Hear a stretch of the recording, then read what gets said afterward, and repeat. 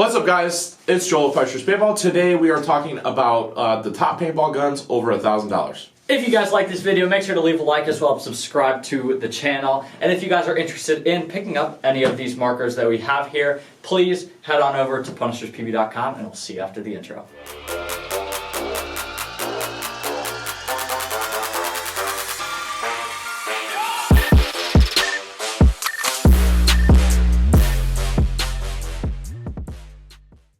Alright guys, so we have 7 guns currently here. My personal favorite. Couldn't get a Primex CS. I guess we'll start there though, just to get it out of the way. You want me to talk about it? Yeah, you shot one. Alright, so I shot the Primex CS for a full year. It retails for a price point of $1,400. Basically, the Primex CS, in my opinion, was a great gun, ergonomically very good in the hands. It had a few really cool features that made it a nice marker. The removable eye covers was really nice. The foregrip was nice because you could interchange between an 8-degree angle as well as a vertical angle. And overall, I had no problems with the Primex CS. I thought it was a great marker. You know, at the price point of $1,400, it was kind of in between like the GO4 and the LV 1.6 as compared to some of these other markers, which are going to be a lot more. But overall, I would definitely say it's a contender. But I think that there's a lot of issues when it comes to any MacDev gun because of issues with customer service, which I've witnessed firsthand, and it's been an issue with customers of the past. But needless to say, it is a great gun. Efficiency-wise, my biggest issue with the Primex CS was efficiency, as well as how loud the marker was. The gun was very loud. It did shoot extremely straight, and it would shoot brittle paint well. But I actually ended up giving up the marker after about a year's worth of use, 60,000 shots, just because, you know, it was too loud. I was having issues communicating with players on the field. And then secondly, I had to use a 90 to get anywhere close to the shots that I wanted to. So downsides, cons to the Primex CS is going to be efficiency as well as, you know, like overall just quietness, I guess you would say. But build quality and all that stuff was very good. Yeah. I guess I'll then hop over to the newest on the market, the Lux TM40. Now, the TM40 for the standard colors retails for $1,500. For the commemorative edition. Yep. That's the word. It retails for $1,650, and that's the one that we currently have here. The TM40 recently released, and so far, really everyone that's picked one up has been really impressed with them. Yes. They shoot really well. They shoot really straight. They feel good in the hands. We filmed an efficiency test on them, and it performed extremely well. 1,831 shots from a 77.45. Yeah, and that's good. That's really good. You're shooting a lot of paint. Yep. If you're taking a case of paint out on your back, then you might be taking too much paint. Yep. It's got just a little bit redesigned bolt system compared to the previous generation, the X. This thing has a few really cool features in it that no other gun has integrated at all. You have the toolless frame removal, so it just has 2 little tabs that you undo, and you can remove the frame. I'll let you keep talking while I'm doing that. Yeah, it's one of the few high-end markers that you can actually get a mechanical frame for. On this table, there is only one other that you can get a mechanical frame for. Yeah, so the Lux TM40 I think is a great gun. Efficiency-wise, shot quality, everything that you want in a gun. It's lightweight. It shoots efficiently. It's got probably the best features on the market. So as you can see there, as Keegan popped that off, basically Pro-Lock frame system. Yep. And then on top of that, Keegan, why don't you show them the solenoid? Yeah. So this is the only marker where you can switch between mech frame as well as mech frame to electronic frame and electronic frame to mech frame with 0 tools. Closest next thing that you're going to be able to accomplish that with is going to be a shocker amp, which requires 1 Allen screw towards the back and has a latch system in the front. But that's not even in this review because it retails under $1,000. Yep. But overall, that is a drastic change in feature. So if you want to go with mech, this is definitely going to be your optimized core. and it has an integrated QEV, which makes the recharge rate a lot quicker. So overall, mech-wise, this is going to be a winner. Yeah, between the two, hands down. So definitely going to be up there when we go through and figure out which one's which. All right, next we have the Field One Force. This retails base colors $15.50. This gun is going to be a lot heavier than the Lux TM40. Build quality wise, I think that the build quality on these is phenomenal. I'd like to mention that a lot of the work done on these markers is actually done in the United States, which is an important thing for me personally as a consumer. It comes with a nice deuce trigger. It does have this front foregrip, which can change between this more extended frame, and then you can change it to the to a shorter frame. Almost everybody uses this in the extended version, and then you also put your batteries there in the front. The Force uses the Aculock barrel system, and big thing with the Force is the nucleus engine. And it's going to be very reliable, very few issues with it. It's not going to be as efficient as like the TM40 is going to be, but overall, a lot of people say great things about the paint handling capabilities, meaning that it's very good on brittle paint, and it does come with a few it does come with an extra. It does come with a few barrel inserts for the Aculock barrel system. Keegan, what do you think? Just the one extra thing that I'd like to touch on is that this gun is actually the only gun that you can change between batteries or a rechargeable battery. That's a very good point. Which is a pretty cool thing that no one else has really indicated to. There are a few other guns on here that have wireless charging, like we didn't actually touch on it, but the TM40 now offers wireless charging. And so is the M3 Plus. Now, my baby, the CS2 Pro. I've been shooting one of these for probably about a year and a half now. A lot of people ask me like why I shoot it. Feels great in the hands. It's got a very nice grip frame. Feels great to me. A lot of people don't like the front grip. However, to me it feels amazing. It's double A's. It doesn't have a rechargeable battery yet. Hopefully Planet will start integrating that with some of their guns. It's got the very well-known Gamma Core bolt system, and this is actually the Gamma Pro, so it's going to be a little bit less operating pressure than the other Gamma Cores. Very reliable, never had issues. That's the huge thing to me is I don't like to clean my gear all too often, and this is a gun that I can truly just throw in my gear bag, come back to it a week or two later, and it'll be shooting perfectly fine. Never had an issue with it. The reliability to me is the thing that stands out above anything else. Efficiency, really good. I was taking 11 pods out one point for 10-man on a 77 and managed to shoot them all. So that's pretty good. FL barrel system, I personally love the FL system. Lots of different tips you can get, and it just looks great. To me, how a barrel points is a big thing, and this barrel points, in my opinion, better than any others. Anything that I'm missing, Joel? No, not really. I think that most people want to hit the reliability factor with CS2s. The Gamma Pro core is very smooth, definitely a clackier shot, but still very smooth. The double A's, being able to pull off your, being able to pull that off and change your double A's and being able to pop everything back into place is very nice, as well as being able to access your eyes. And it comes with a full barrel system, so I think this is the only gun on this table that offers 3 inserts, which is really nice. You know, the Lux TM40 only offers 1, Aculock offers 2, and then this offers 3. This retails for $16.50, so it is on the higher end of things. Well, I should say this is the Invader version, which is $19.50, but the base colors retail for $16.50.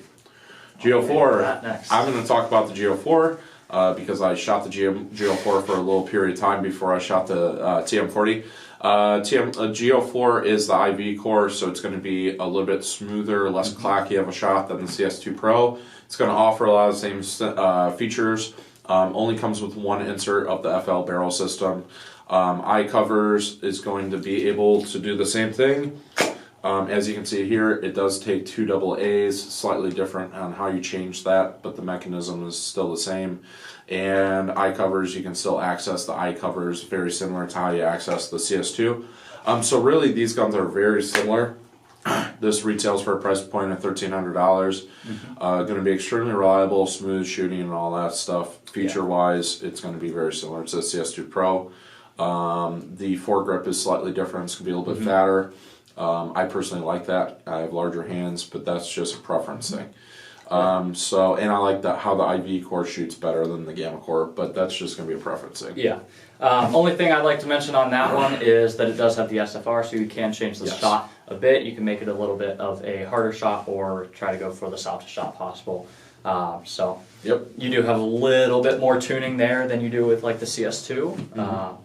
But moving on to the LV 1.6, these retail for $1,400, and it's actually probably the gun on this list that has the least bells and whistles. As far as features go? Yeah, as far as features. You're not getting toolless eye covers. You're not getting toolless grips. You are only getting one barrel back. You still are featuring an AT pipe. Joel's pulling up the force to show that you do not have toolless features, toolless eye covers and stuff like that. Yeah. The LV 1.6, I've actually shot the original LVs. I had a few of them earlier this past year and loved them. I love how they feel in the hands. They feel very skinny. Joel always says they're really tall, but I never noticed it. Didn't really think it was. It is the only gun that is still produced that is a open bolt system, which I think is kind of cool. Well, it's actually not an open bolt system, but it is a poppet valve. Yeah, it's a open poppet valve. It's not like the Mini Jets where it's an enclosed into the gun. What Keegan's trying to say is you can actually access the bolt systems, but it is a poppet valve system. So poppet valve meaning that you've got a rammer that hits your valve here as compared to a spool valve, which is different. So definitely going to operate a little bit differently. Yeah, this compared to the other Planet guns on this list, there is a lot of changes. You got a different regulator placement. You have a completely different bolt system type, and the thing that really stands out above the other two is that this gun is a gun that you can truly tune to how you want it to be. If you want a very snappy but efficient shot, you can do that with this gun. If you want a very soft, kind of like poofy, drawn-out shot that isn't that efficient, you can do that with this.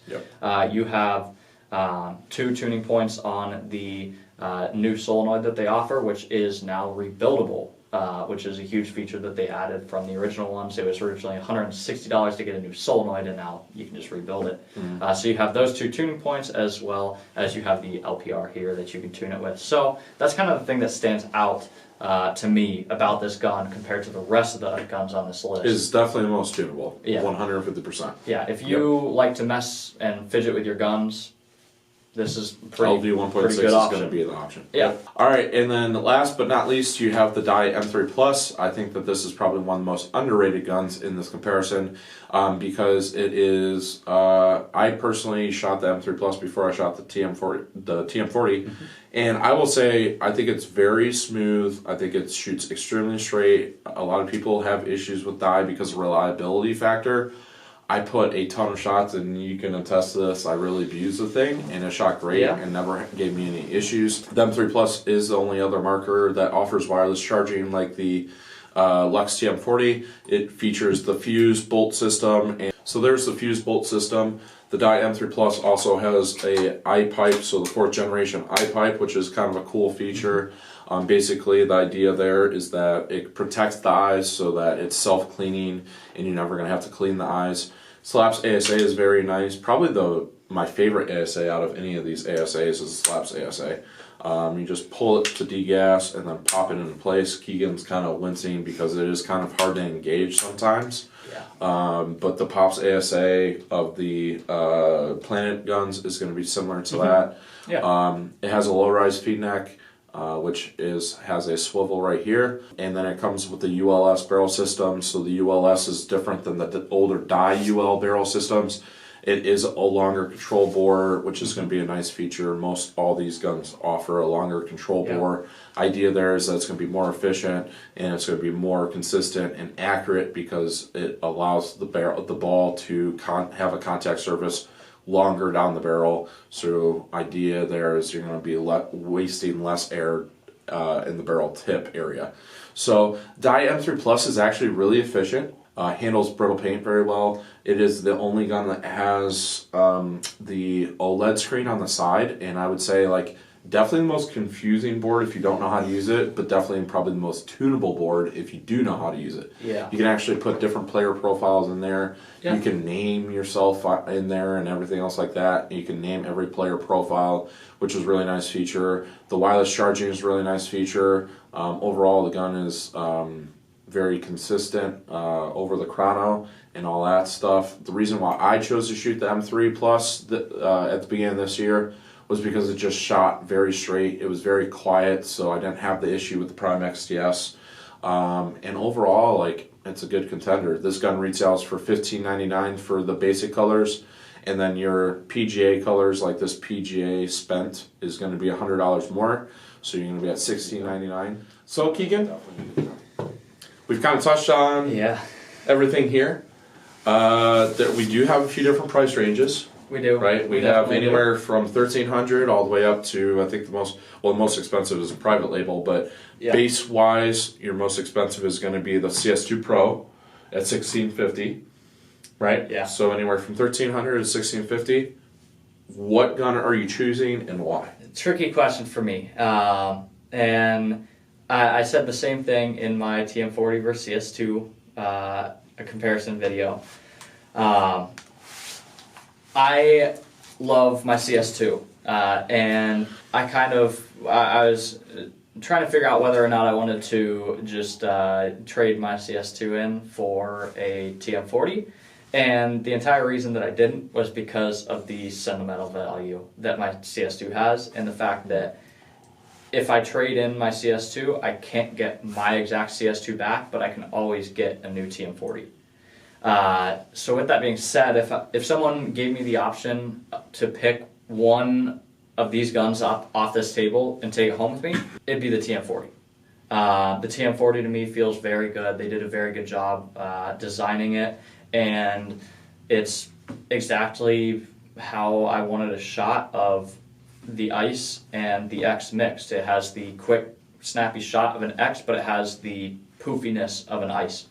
And it just feels perfect in every way. It features a lot of great features. The mech frame, from what I've heard, I haven't shot one yet, but I've heard that it's unmatched in the mech. And so overall, to me, the best gun of 2021 above 1,000 is the TM40.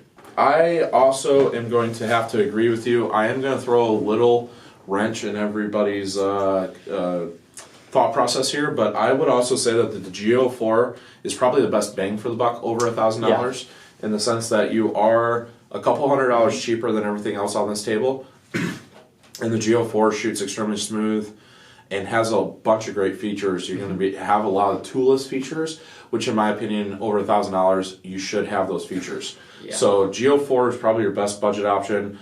Keegan, I'm going to agree with you, man. TM40 for me is also there. Just the Pro Lock system of the frame, as well as the toolless solenoid, and the ability to go between mech and electronic is awesome. I'm not a big mech guy. I still choose to shoot this gun because this gun is massively more efficient than anything on this table, to my knowledge. Yeah. And it's going to be really close between the CS2 Pro, this, and the M3 Plus. But I think overall this gun is going to beat all three. It is going to be the winner of those three markers when it comes to efficiency. It paint handles extremely well, and reliability factor. DLX did a great job with quality control of this marker. They did. And there's no more issues with reliability coming from the factory. The Lux X had a lot of issues coming out of the factory. The TM40 does not have those issues. So just overall, I think that they knocked it out of the park.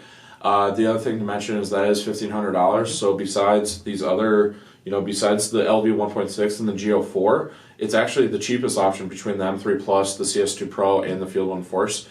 So needless to say, It's got the best features. It's still reliable. It shoots great. It's efficient. It paint handles well. It's got the best features. I think I already said that. Yeah. And it comes in at arguably the best price point out of any of these markers. So I am going Lux TM40 as well in 2020. Right. All right, guys, so there you have it. If you guys like this video, make sure you subscribe, and we will be bringing you more comparison videos and everything else like that. Thank you, guys, and we will see you guys next time.